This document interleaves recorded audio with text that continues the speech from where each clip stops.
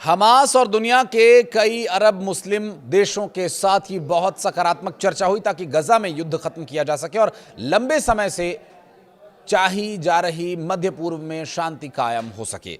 Donald Trump का यह कहना है। उन्होंने आगे लिखा कि मुझे यह बताया गया कि पहला चरण इस हफ्ते में पूरा हो जाना चाहिए। मैं सभी से कह रहा हूं कि जल्दी कदम उठाएं वरना भारी रक्तपात हो सकता है, कुछ ऐसा जिसे कोई नहीं देखना चाहता। नमस्कार, मैं हूं आशीष त्रिपाठी, आपके साथ। इजराइल और हमास के बीच का युद्ध अब खात्मे की कगार पर लग रहा है। अमेरिकी प्रेसिडेंट डोनाल्ड ट्रंप ने इस बात का संकेत देते हुए कहा कि हमास और कई और देशों के साथ गजा युद्ध को समाप्त करने और बंधकों की रिहाई के लिए सकारात्मक बातचीत चल रही है। और इसके साथ ही डोनाल्ड ट्रंप ने बड़ी चेतावनी दी है कि अगर इस प्रक्रिया में जरा भी देरी हुई तो इतना भीषण रक्तपात होगा।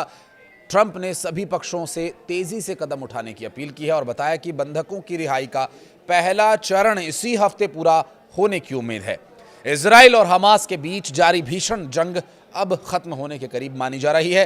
प्रेसिडेंट डोनाल्ड ट्रंप के गजा पीस प्लान पर दोनों सहमत हैं। इजराइल और हमास ने रजामंदी दे दी है। कुछ मुद्दों पर मतभेद जरूर है, लेकिन फिर भी इस प्रस्ताव के आगे बढ़ने पर सहमति दोनों ही तरफ से दिखाई जा रही है। और अभी गजा पीस प्लान का सबसे अहम पहलू है बंधकों का सुरक्षित रिहा होना। बात चाहे गजा की हो या फिर इजराइल की, दोनों ही जगह दूसरे देशों के लोगों को बंधक बनाकर रखा गया है। प्रधानमंत्री बेंजामिन नेतन्याहू कई मौकों पर यह बात बोल चुके हैं, हमास को खुली चुनौती दे चुके हैं कि सभी इजरायली नागरिकों को सुरक्षित गजा से बाहर निकल जाने का रास्ता दिया जाना चाहिए। और अब जानकार ये मानते हैं कि गजा से इजरायली बंधकों की रिहाई तो होगी, लेकिन इस प्रक्रिया में अभी लंबा वक्त लग सकता है। ये समय इसलिए भी लग सकता है क्योंकि राष्ट्रपति ट्रंप के पीस प्लान में रिहाई से पहले कुछ दूसरे कदम उठाना जरूरी है। ट्रंप के गजा पीस प्लान के मुताबिक सबसे पहले गजा को आतंक मुक्त क्षेत्र घोषित किए जाने पर जोर दिया जाएगा और उसके बाद 72 घंटे के अंदर बंधकों की रिहाई। और रिहाई के बाद इजराइल अपनी सेनाओं को गजा से वापस बुलाएगा। आखिर में डोनाल्ड ट्रंप का प्लान स्पष्ट करता है कि अमेरिका, इजराइल और फिलिस्तीनी पक्षों के बीच तालमेल बैठाने की कोशिश लगातार जारी है और इसकी शुरुआत अच्छी हो और ताकि स्थायी समाधान इसका निकल सके। राजनीतिक संवाद की यहाँ समझने की बात यह भी है कि इजराइल और हमास दोनों ने ही एक दूसरे के कई नागरिकों को फिलहाल बंधक बनाया हुआ है, जबकि युद्ध के दौरान किसी को बंधक बनाना अवैध है। और ये चौथी जेनेवा कन्वेंशन और सामान्य अंतर्राष्ट्रीय मानकों के खिलाफ माना जाता है। अब डील के तहत फलस्तीनी गुट हमास सभी इजरायली बंधकों को छोड़ेगा। वहीं इजराइल का दावा है, इजराइल का स्टैंड यह है कि वो अपनी जेलों में बंद 2000 से ज़्यादा फलस्तीनी कैदियों को रिहा करेगा। और इन कैदियों में ऐसे भी नाम हैं जिनको इजराइल खूंखार आतंकी कहता है और इजरायली अदालतों ने इसको लेकर के उम्र कैद तक की सज़ा का ऐलान किया हुआ है।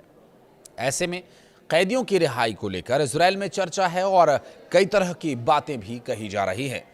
दरअसल इजराइल की जो नेशनल न्यूज़ है उसके मुताबिक मौजूदा बंधक समझौते में इजराइल को 7 अक्टूबर के हमले के बाद से गिरफ्तार किए गए 1700 से ज़्यादा गाजावासियों के साथ उम्र कैद की सज़ा काट रहे 250 फलस्तीनी कैदियों को रिहा करना है।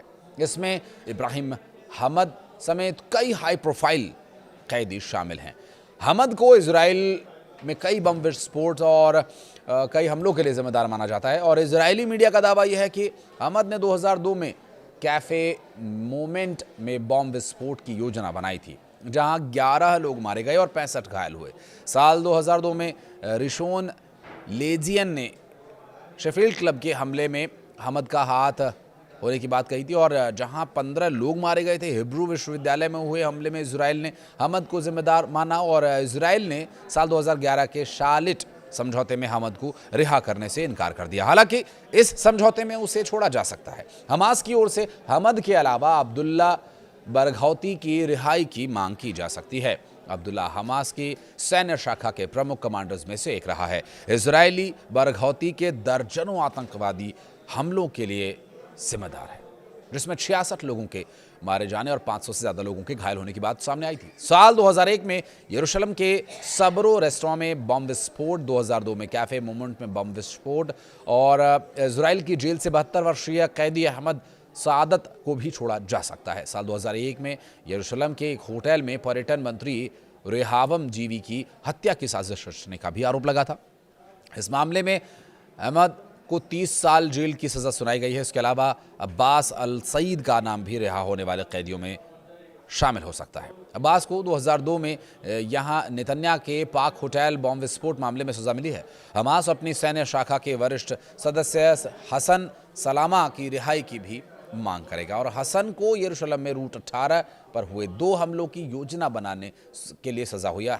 हमास पर 1996 के अश्कलोन जंक्शन पर एक हिच हाइकिंग पोस्ट पर हुए हमले की योजना बनाने का भी मामला है और हसन को अलग अलग मामलों में आजीवन कारावास की सजा सुनाई गई। लेकिन एक सवाल वो ये कि हमास ने अगर शर्तों को नहीं माना या कोई बदलाव स्वीकार नहीं किया तब क्या परिणाम होगा? कुछ कहना चाहें तो कमेंट सेक्शन में आपका मोस्ट वेलकम है।